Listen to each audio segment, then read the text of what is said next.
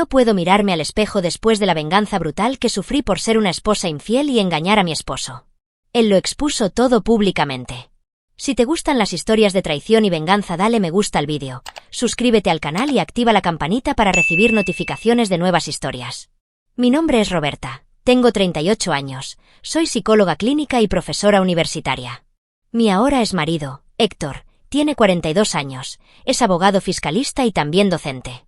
Vivimos durante años en Monterrey, en una casa cómoda en la colonia Cumbres, con nuestros 2 hijos, Lucas, 8 años, y Valeria, 5. Pero esa noche, la lluvia pareció burlarse de mi dolor.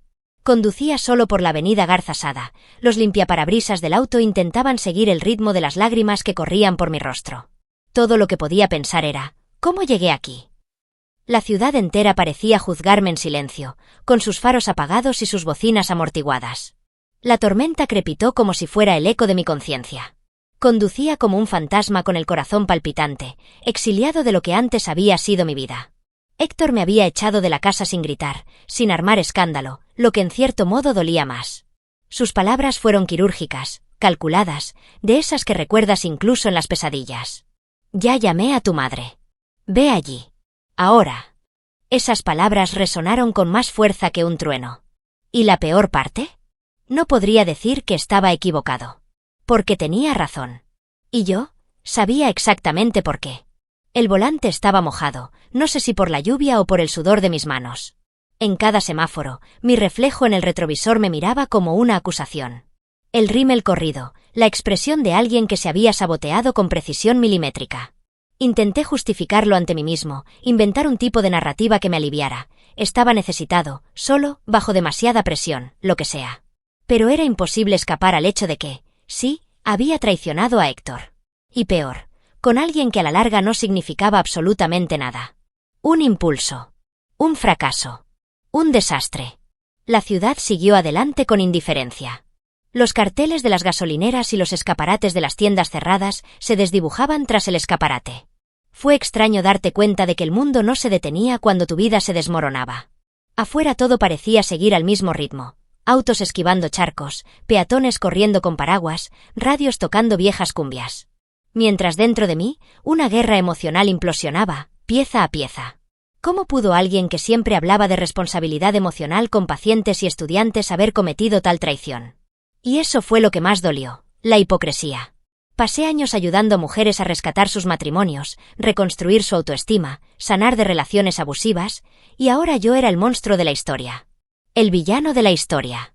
El tipo de mujer que yo mismo juzgaba en silencio, con ese tono condescendiente de quien cree que nunca haría algo así. No era mejor que nadie. Al final, yo era solo un ser humano. Y humano, en ese momento, parecía sinónimo de miserable. Llegué a San Pedro cerca de la medianoche. La puerta de la casa de mi madre estaba abierta. Luz encendida. Ella me estaba esperando. Pero no hubo consuelo en ese reencuentro. Hubo silencio. Y una mirada que decía, sabía que esto sucedería algún día. Estacioné lentamente, apagué el auto y respiré hondo antes de salir. Aquella noche lluviosa fui exiliada de todo lo que me daba identidad, esposa, profesional respetada, madre actual. Ahora, yo era solo una mujer con manos temblorosas y un alma rota, tratando de sobrevivir al impacto de sus propias decisiones. Y en el fondo, sabía que esto era solo el comienzo. Durante mucho tiempo mi vida me pareció el retrato de un matrimonio envidiable. Héctor y yo éramos el tipo de pareja que otros veían en los eventos universitarios y elogiaban en voz baja. Se complementan, se ve cuánto la admira. Todo lo construimos con paciencia y esfuerzo. Compramos nuestra casa en el barrio Cumbres después de años de ahorrar cada centavo. Planeábamos a nuestros hijos como quien dibuja el futuro con lápices de colores. Lucas nació cuando yo ya daba clases regulares en la universidad y Valeria llegó 2 años después, cuando Héctor asumió un puesto destacado en su oficina. A los 27 años, con un reciente doctorado en psicología, me casé con un hombre que siempre se aseguraba de que yo brillara. Nunca intentó borrarme o menospreciarme. Al contrario, me animó en todo. Fue idea suya que mantuviera mi nombre profesional, Roberta Zamora, incluso después de casarme. Dijo que mi apellido llevaba historia, que mi identidad no debía diluirse. Y tal vez por eso, por esa rara generosidad, la culpa era aún más paralizante. Como si hubiera destruido no solo un hogar, sino también una lealtad sincera que él nunca dudó en mostrar. Recuerdo tantos domingos en los que cocinábamos junto a los niños, compartiendo el sonido de la cocina con risas y listas de reproducción de boleros. Pequeñas rutinas que hoy parecen reliquias de un museo emocional. Los cumpleaños de los niños siempre fueron impecables, planeados hasta el más mínimo detalle por mí, pero con Héctor siempre participando, aunque fuera solo para inflar globos o armar juguetes hasta tarde. Cuando pienso en lo mucho que dio de sí por nosotros, es casi imposible no sentirme mal del estómago. Lo lastimé en un lugar donde él nunca me tocó con dolor. Me respetaba de una manera que rayaba en lo sagrado. Nunca violó mi privacidad, nunca revisó mi celular, nunca me hizo preguntas incómodas. Incluso cuando le dije que necesitaba viajar a conferencias o que pasaría las noches corrigiendo trabajos, él simplemente confió. Sin dramatismo. Sin celos. Hoy veo esto como una forma de amor que no todos entienden, el amor que cree, incluso cuando no está seguro. Y fue este amor el que destrocé en 2 encuentros. 2. Parece poco, ¿verdad? 2 fechas. Como si el número pudiera minimizar el daño. Pero cuando construyes algo durante 10 años y se rompe en 2 momentos de debilidad, lo que queda es solo vergüenza.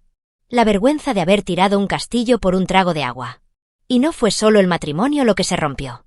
Era mi sentido de mí mismo. Yo, que me veía como alguien íntegro, comprometido, racional. Descubrí que integridad, a veces, es solo una palabra bonita hasta que realmente se pone a prueba. Hoy miro hacia atrás y me pregunto cómo no vi el riesgo. ¿Cómo dejé que mi vanidad, mi hambre de novedad, atropellara algo tan sólido? Quizás estaba insensible a una rutina predecible. Quizás fue puro autosabotaje. Pero la verdad es que, en ese momento, destruí lo que muchas personas se pasan la vida intentando construir. Y aunque me duela admitirlo, no hay excusa que pueda deshacer lo que hice. Solo queda entender por qué. O al menos inténtalo. Porque, en el fondo, la caída nunca es solo por lo que sucede, sino por todo lo que creíamos que éramos, y de repente, ya no somos. Era un miércoles cuando decidí preparar la cena. No una cena cualquiera, un auténtico espectáculo gastronómico. Preparé todo con la precisión de quien quiere ser perdonado sin decir una palabra. Las costillas con salsa chipotle pasaban horas en el horno, las papas al horno quedaban doradas por fuera y suaves por dentro y el vino español era el que siempre elegía en ocasiones especiales. Compré 3 leches en la panadería que más le gustaba, aunque sabía que evitaba el azúcar. Fue mi intento desesperado de equilibrar la balanza con sabores. Incluso antes de que llegara, me preparé como alguien disfrazado.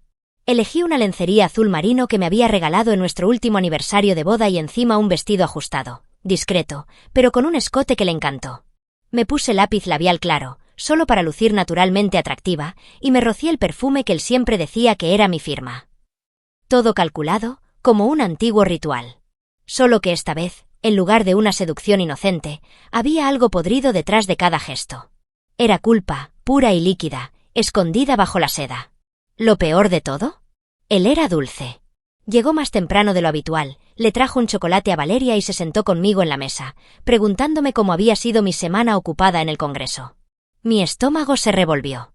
Elogió la comida, me agradeció mi amabilidad y hasta bromeó, con tantas cosas ricas, ¿quieres engordar? Sonreí, pero por dentro me ardía la garganta. Si hubiera sabido lo que había hecho el lunes, horas antes de irme a casa, habría escupido cada bocado de su plato. Pero él no lo sabía. Todavía. Durante la cena tuve la osadía de fingir que todo estaba bien. Conté chistes, hablé de una conferencia ficticia que nunca sucedió e incluso mencioné un supuesto encuentro con un exmaestro que ni siquiera había enseñado en años. El cinismo de mi actuación me hizo sentir mal, pero continué. Porque mentir, esa noche, parecía más fácil que afrontar el abismo que se estaba formando entre nosotros. Creí, o quise creer, que esa cena podría borrar lo que había hecho. Como si el vino y las dulces palabras pudieran sepultar tan sucio error. Pero lo sabía. Sabía que no podía hacer trampa para siempre. Todo mi cuerpo lo delató. Cada uno de mis toques era tenso, cada mirada fugaz.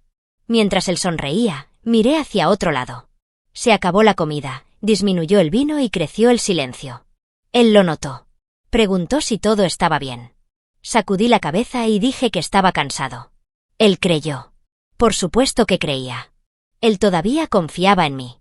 Y eso fue lo que más me destruyó. Ver que él creía, mientras yo ya era otra persona, corrupta y sucia. Yo estaba ahí, a su lado, pero a la vez tan lejos que parecía que ya se había ido. Después de que él se fue a dormir, yo me quedé sola en la cocina, mirando los restos de la cena como si fueran los escombros de un edificio a punto de derrumbarse. Mis ojos se fijaron en la copa de vino medio llena. Lo tomé, bebí el resto de un trago y quise vomitarlo todo. El cuerpo de Rafael aún estaba fresco en mi memoria. El hotel en Guadalajara, el olor de las sábanas, su susurro en mi oído. Intenté borrarlo, pero no pudo. Había hecho lo que juré que nunca haría. Y esa noche no sabía cuánto me iba a costar. Aún no. Aterrizó justo en mi teatro, o eso pensé. Cuando subimos después de cenar, Héctor me jaló de la cintura en el pasillo con una intensidad que me desarmó. Sus ojos eran diferentes, más oscuros, más voraces. Pensé que era deseo. Lo interpreté como una victoria de mi ensayada seducción. Pensé que estaba encantado con mi vestido, con la cena, con la lencería azul marino que me había regalado. En algún lugar dentro de mí, me convencí de que todavía teníamos la salvación. Ese momento fue el primer paso para empezar de nuevo. ¡Qué equivocado estaba! Esa noche me tocó con un hambre que no había sentido en mucho tiempo. Fue intenso, con fuerza, como si quisiera marcar su territorio, y me encantó. Cedí pensando que estaba reavivando algo entre nosotros. Y por irónico que parezca, fue la mejor relación que habíamos tenido en meses. Me desnudó como si me conociera mejor que nunca. Sus movimientos eran precisos, hambrientos, hurgando los recuerdos de mi cuerpo que pensaba que estaban latentes. Salí de esa habitación sudando, con el pelo pegado a la nuca y una sonrisa de esperanza torcida en los labios. Me engañé pensando que él también estaba reviviendo nuestro amor. Pero su mirada después fue diferente. Distante. Y ahora lo entiendo. Eso no fue reconciliación. Ella fue despedida. Fue la primera etapa de su venganza silenciosa. Me usó, con el mismo cuerpo que le había dado a otra persona. Y esa fue su forma de marcar el último tiempo. Un ritual funerario perfumado de pasión. Cuando me levanté para ir a ducharme, él ya estaba vestido y serio, sentado en el sillón al lado de la cama. Cuando regresé, envuelta en una toalla, me llamó tranquilamente para que bajara al salón. «Necesito mostrarte algo». Se me erizó la piel. Pero fui. Todavía estoy tratando de mantener la pose de una esposa devota. No hubo gritos. No hubo ningún escándalo. Héctor simplemente colocó su celular sobre la mesa, con la tranquilidad de quien ya no espera respuestas sino solo confirmaciones. Me pidió que me sentara y me miró a los ojos. Luego deslizó el dedo por la pantalla y abrió los mensajes. Primero las huellas. Luego, las fotos. Un selfie mío en el Hotel NH, con la misma blusa que me había elogiado en el viaje anterior. Luego un vídeo, Rafael y yo subiendo juntos al ascensor. La imagen era granulada, pero lo suficientemente clara como para no dejar dudas. Y entonces, todo en mí se congeló. Explicó, con frialdad quirúrgica, que había notado una pequeña diferencia en el extracto de nuestra tarjeta corporativa. Un cargo doble, en un restaurante al que había dicho que no iba. Eso le bastó para contratar a un experto en ciberseguridad. 5 semanas de investigación clasificada. Descubrió todo, detalle a detalle, mientras seguía viviendo conmigo bajo el mismo techo. Besándome por la mañana. Llevar a los niños a la escuela. Almorzando conmigo los domingos. Él lo sabía. Y aún así esperó el momento adecuado para destruirme con precisión. Mientras hablaba, solo podía escuchar el zumbido de los latidos de mi propio corazón. Era como si mi cuerpo cerrara funciones vitales para no desmayarme de vergüenza. Quería inventar alguna excusa, cualquier cosa. Decir que no era lo que parecía. Fue un momento de confusión, una crisis existencial. Pero cualquier intento de justificación se evaporó en el aire pesado de la habitación. No quería mis palabras. Quería mi reacción. Y lo que vio fue a una mujer que finalmente se dio cuenta del tamaño del desastre que había hecho. El sobre marrón fue el punto final. En el interior, un expediente impecable. Fechas, horas, capturas de pantalla, correos electrónicos, recibos. Hasta la reserva del hotel. Incluso un mensaje donde decía «Me siento vivo otra vez», enviado a Rafael minutos después de nuestra segunda vez. Héctor no dijo que yo fuera asquerosa. No me llamó nada. Simplemente me miró como si alguien estuviera viendo morir algo. Y luego, con la misma tranquilidad con la que habíamos hecho el amor unas horas antes, dijo: «Vas a casa de tu madre». Ya hablé con ella. Fue el final. Y me di cuenta de que esa última noche de placer fue en realidad el comienzo de mi castigo. Después de dejar caer el sobre la mesa, se quedó un rato de pie, con los brazos cruzados, mirándome como si esperara un grito de ayuda o una confesión. La tensión era tan absurda que el silencio parecía tener sonido. Finalmente, con una voz que parecía salir de una tumba emocional, hizo las preguntas que más temía. «¿Dónde? ¿Cuántas veces? ¿Lo amas?» Y por mucho que mi instinto me gritara que mintiera, que intentara salvar lo que fuera, simplemente dije la verdad. Sí, fueron 2 veces. En el hotel. No, no lo amaba. Y en ese momento, hasta mi voz sonó podrida. Héctor me escuchó sin pestañear. Él simplemente asintió lentamente, como si cada respuesta encajara en una pieza del rompecabezas que ya había armado por su cuenta. No hubo discusión. Sin arrebatos emocionales. Solo un silencio agudo que dolió más que cualquier bofetada. Cuando terminé de hablar, se dio vuelta, caminó hacia las escaleras y dijo: «Puedes irte, tu madre ya te está esperando y no intentes volver». No gritó. No me insultó. Y es exactamente por eso que me dolió tanto. Su desprecio era absoluto. Glacial. Un silencio que gritaba se acabó a cada paso que daba. Me tomó un minuto completo comprender que esto realmente estaba sucediendo. Que todo lo que habíamos construido las Navidades, los viajes, los desvelos con niños con cólicos estaba siendo borrado de nuestra historia con una sola frase. Entré a la habitación aturdido. Abrí la maleta como quien empaca su propio cuerpo para un velorio. Mis dedos temblaban mientras recogía ropa, cremas, los juguetes de Valeria. Lucas durmió. No tenía idea de que cuando despertara, su madre ya no estaría allí. Y quise abrazarlos, explicarles, decirles algo, pero ya era demasiado tarde. Salí como un ladrón que roba en su propia casa. Antes de irme, vi los papeles del divorcio sobre el escritorio. Sí, ya había empezado. Y no solo eso, Héctor también se encargó de otro detalle. Mi nombre estaba siendo quitado de la coautoría de un proyecto conjunto que llevábamos 2 años desarrollando en la universidad. Un proyecto que me encantó, que involucraba la salud mental de los niños en las escuelas públicas. Era mi orgullo. Ahora ya no tendría mi nombre en los créditos. No iba a perderme mi boda simplemente. También iba a perder mi lugar en el mundo que construí con él. Un castigo calculado, sin rastro de impulso. Todo planificado al milímetro. Cuando cerré la puerta principal, escuché el clic de la cerradura con un peso metafórico que me golpeó en el pecho. Era el sonido del final. Un final sin lágrimas, sin drama, sin escándalo, solo el final quirúrgico que un hombre profundamente herido es capaz de realizar. Y la verdad es que en ese momento no podía odiarlo. Una parte de mí incluso lo admiraba. Porque tenía la elegancia de quien no se rebaja al papel de víctima ruidosa. Simplemente me sacó de la ecuación con la frialdad de un cirujano que corta para salvar lo que quedaba, él mismo. Y allí, sola en la acera, ya no era esposa, ni tampoco socia. Fue solo la mujer la que se había exiliado. Me subí al auto con manos temblorosas y encendí el motor sin saber muy bien a dónde ir, a pesar de su clara orden. La casa de mi madre. Por supuesto. Siempre ella.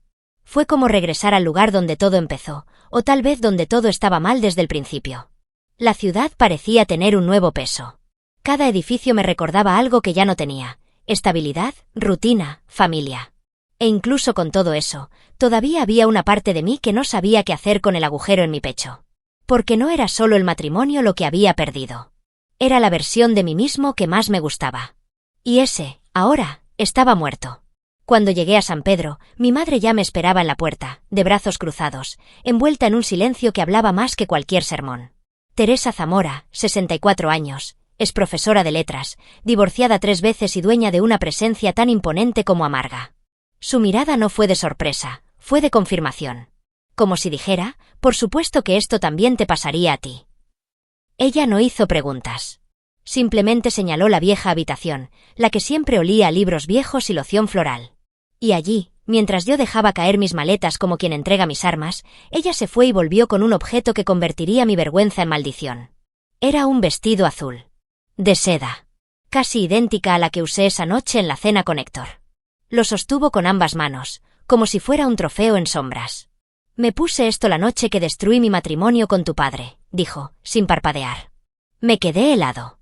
No por la revelación, sino porque, en el fondo, ya lo sabía. La forma en que hablaba de los hombres. La forma en que siempre echaba la culpa a los demás. Siempre que hablaba de mi padre, había una pizca de desprecio. Ahora entendí por qué. Ella también hizo trampa. Con un cantante regiomontano. Durante un carnaval. El vestido era el espejo. Y yo era el reflejo.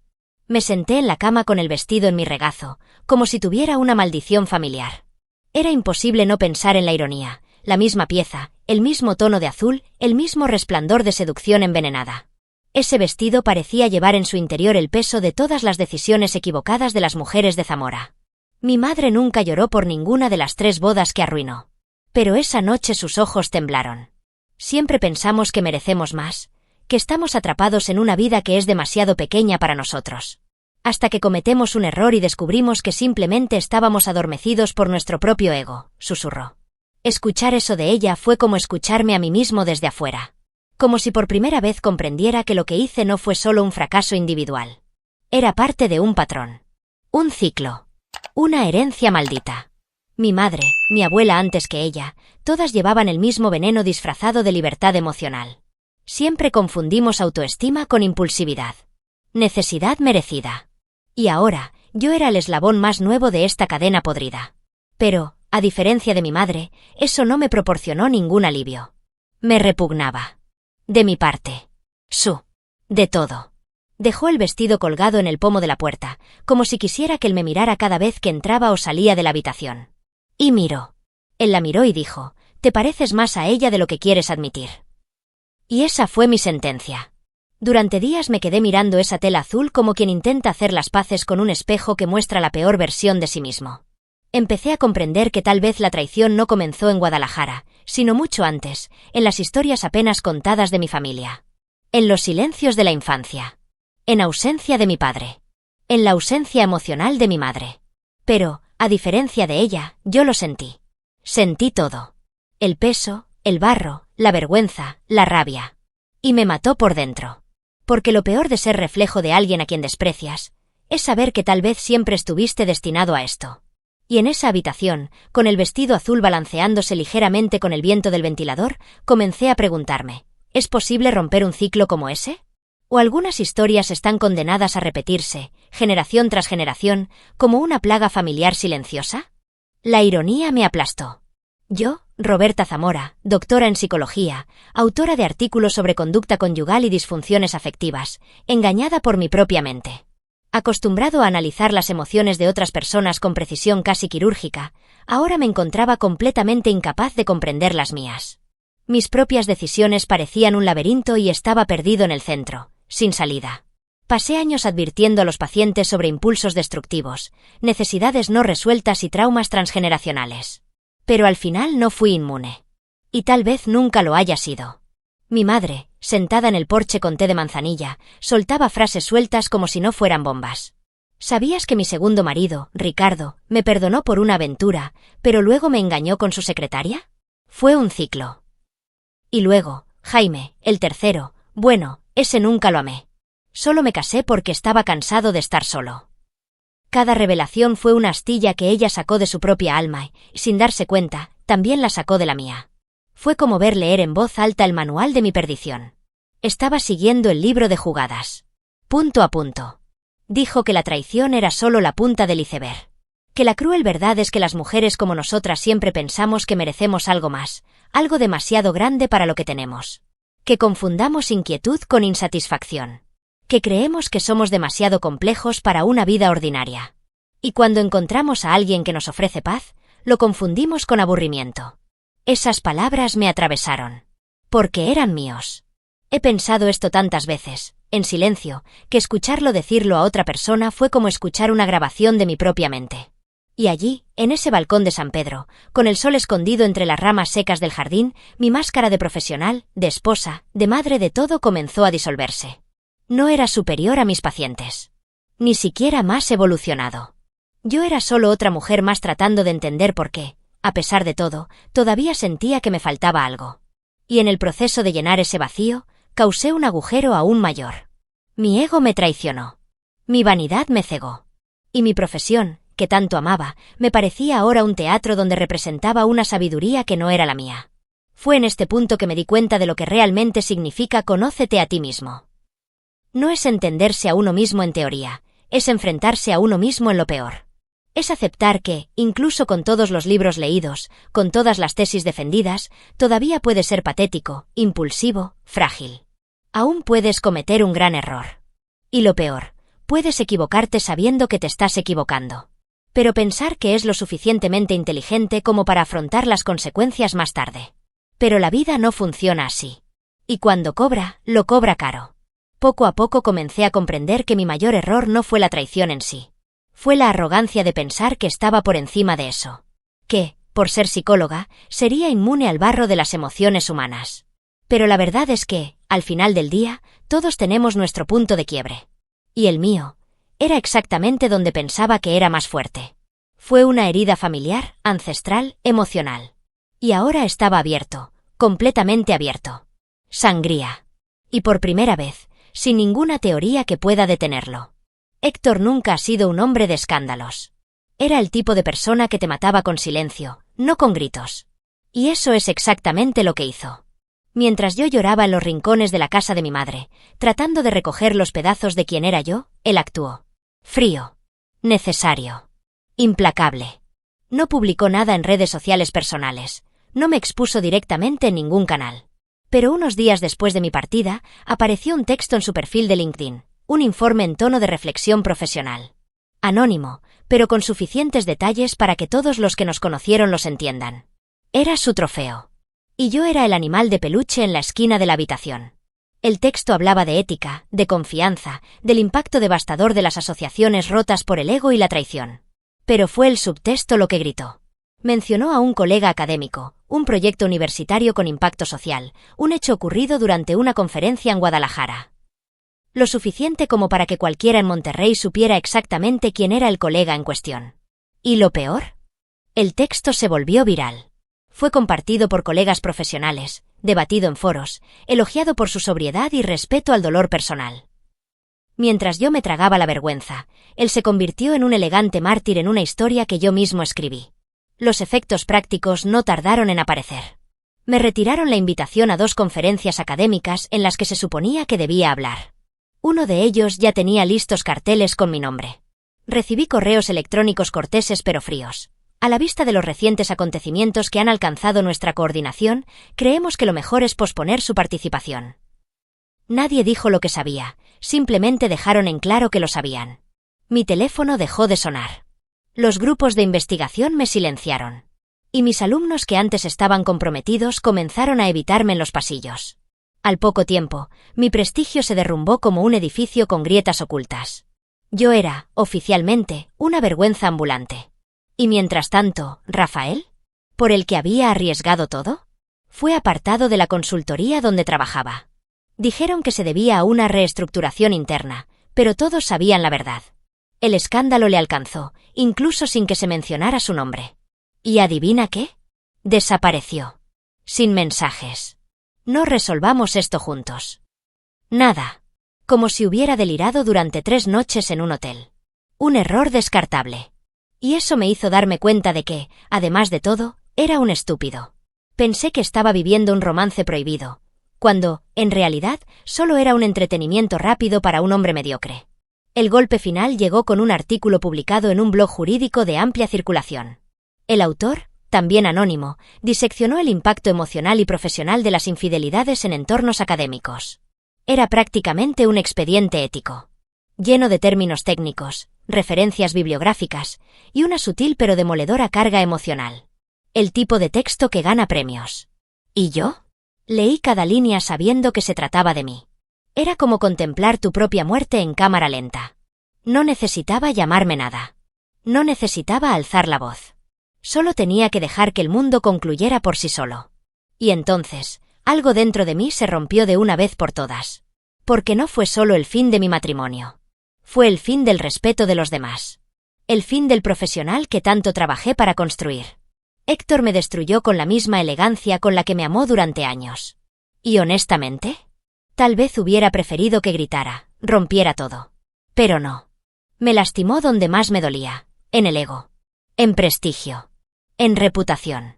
Y allí, mientras el mundo aplaudía su sobriedad y yo quedaba olvidado entre líneas, entendí que él había ganado.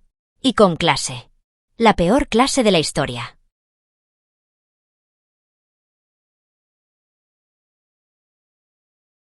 En el fondo, todavía intenté cavar. Fue después del artículo del blog, después de los mensajes de cancelación disfrazados de trámite profesional, después de perder invitaciones, compañeros y cualquier migaja de credibilidad. Estaba durmiendo en una habitación prestada de la casa de mi madre, con la lámpara fallando, rodeada de libros de psicología que ya no me decían nada.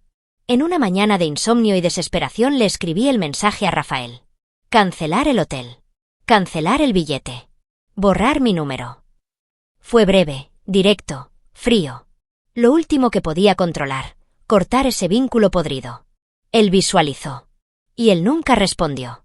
Después comencé a escribirle a Héctor. Lo eliminé y reescribí docenas de veces. Al final, envié un mensaje largo. Le dije que lo amaba, le pedí disculpas por todo, le rogué una oportunidad, me humillé con sinceridad.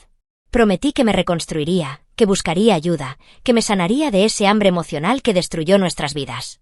Confesé que mi error estuvo guiado por la vanidad, por la carencia, por la sombra de una historia familiar que ni siquiera entendía del todo. Que ahora por fin lo vi todo. Eso dolió. Que me dolió como nunca imaginé que podía doler. Y le pedí, como si fuera una oración, que me dejara hablar con él, solo una vez más. Pero él lo vio, y no respondió. No hubo ningún bloqueo. No hubo retorno. Solo vacío. El tipo de silencio que destruye. Porque la falta de respuesta no es solo ausencia. Es un mensaje. Es una frase. Es el punto final que nadie escribe, pero todos leen. Y eso me hundió de una vez por todas. Era como si mi cuerpo ya no pudiera sostener a mi alma. Empecé a perder peso, a tener ataques de ansiedad, a llorar por todos lados. Lloré en el baño, en la cola del supermercado, en el auto en el estacionamiento de la farmacia. Mi madre dijo que era exagerado. Sabía que era un colapso. Y nadie pudo sacarme de allí. Fue entonces cuando hice lo impensable. Tomé una cantidad absurda de medicación, sin planificarme adecuadamente, sin pensar en las consecuencias. Solo quería dormir. O desaparecer. O ser olvidado de una vez por todas. Horas después, Tommy, mi hermano, me encontró con los labios morados y una nota incompleta a mi lado. Me llevó al hospital, donde me intubaron, me monitorearon, ingresaron. Sobreviví. Pero pagué el precio. La isquemia cerebral me dejó con el lado derecho de la cara paralizado. Mi sonrisa, la que alguna vez fue motivo de elogios en las aulas, ahora estaba torcida. Ya no podía mirarme en el espejo. Literalmente. Me trasladaron a una clínica psiquiátrica, donde pasé casi un año en tratamiento. Medicamentos, terapias, silencio, más silencio. Era como vivir dentro de una cámara donde el tiempo no pasaba. Los días se prolongaban entre comidas insípidas y conversaciones obligatorias con extraños que también intentaban sobrevivir a sus propias ruinas. A veces soñaba con mi última noche con Héctor, pero en mis sueños él respondía. En sueños lloraba conmigo. Pero cuando despertó, solo estaba la pared blanca de la sala de la clínica. Y un espejo cubierto con un paño, que las enfermeras pusieron porque yo se lo pedí. Fue allí, en este limbo, donde comencé a comprender que es el verdadero arrepentimiento. No el que sientes cuando te atrapan. Pero lo que te consume cuando nadie más te juzga, solo tú mismo. Arrepentimiento que se convierte en oración, incluso sin fe. No quería volver a ser quien era. Solo quería dejar de sentir que no valía nada. Y en algún momento, entre una sesión grupal y otra, un terapeuta me dijo, quizás el perdón no viene de la otra persona. Quizás tiene que venir de ti. Pero todavía no sabía cómo. Solo sabía que mi ruina no era un castigo. Fue una transición. Simplemente no tenía idea de lo que estaba por venir. Casi un año después de la hospitalización, regresé a la casa de mi madre. No fue un regreso glorioso, fue un regreso arrastrándose, lleno de silencios. Fue diferente. Menos vanidoso, más lento. El lado derecho de mi cara todavía no respondía bien a las órdenes. Mi sonrisa era un contorno torcido, mis ojos estaban hundidos y evitaba los espejos como quien evita el juicio. Pero esa mañana gris, algo me despertó temprano. Afuera caía una ligera lluvia y su ruido era idéntico al de la noche en que todo empezó. Me levanté como si supiera que había llegado el momento de hacer lo que había estado evitando durante demasiado tiempo. Bajé al patio trasero y miré el tendedero, donde todavía estaba colgado el vestido azul. Lo mismo. La que mi madre me había mostrado como si fuera una herencia maldita. La pieza que se convirtió en símbolo de la repetición que me perseguía. Lo cogí con manos firmes, por primera vez sin miedo. Estaba húmedo, viejo y olía a naftalina y a arrepentimiento. Con él en mis manos, me dirigí al fondo del patio, donde mi padre solía quemar hojas. Era un espacio pequeño, hecho de tierra, rodeado de ladrillos. Llevé alcohol, cerillas y una silla de plástico.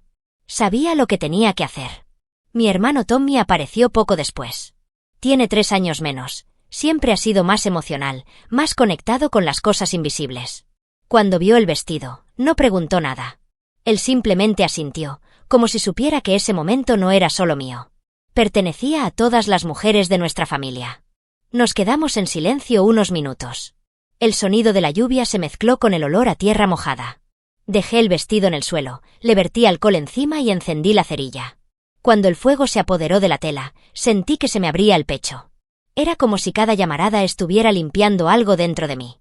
Las llamas bailaron, devorando el azul como si se alimentaran de mi culpa. Tommy puso su mano sobre mi hombro y dijo, «Quizás esto salve tu alma». Y por primera vez lo creí. No como alguien que espera milagros, sino como alguien que finalmente acepta que no hay vuelta atrás. El incendio fue irreversible. El vestido ya no existía. El pasado, aunque todavía presente dentro de mí, había perdido su objeto sagrado. Era un ritual, quizás primitivo, pero profundamente necesario. Fue mi ofrenda a los dioses del arrepentimiento. O quizás, a mi propio espíritu. Me quedé allí hasta que el último trozo se convirtió en cenizas. La lluvia arreció pero no apagó el fuego. Y al final, cuando todo se esfumó, no lloré. Solo respiré hondo. Por primera vez pensé en estar solo. No como castigo, pero como opción. Una elección que no surgió del dolor, sino de la necesidad de purificarme. Porque el ciclo necesitaba detenerse para mí. No quería repetirlo otra vez. Ni ser un reflejo. Ni buscar la redención en brazos ajenos. Quería mirarme, incluso con la cara torcida, incluso con vergüenza, y decir, se acabó. Unas semanas más tarde, en un arrebato de valentía, publiqué una foto mía. Natural, sin filtro, con el rostro visiblemente torcido, sonriendo levemente como quien intenta vivir.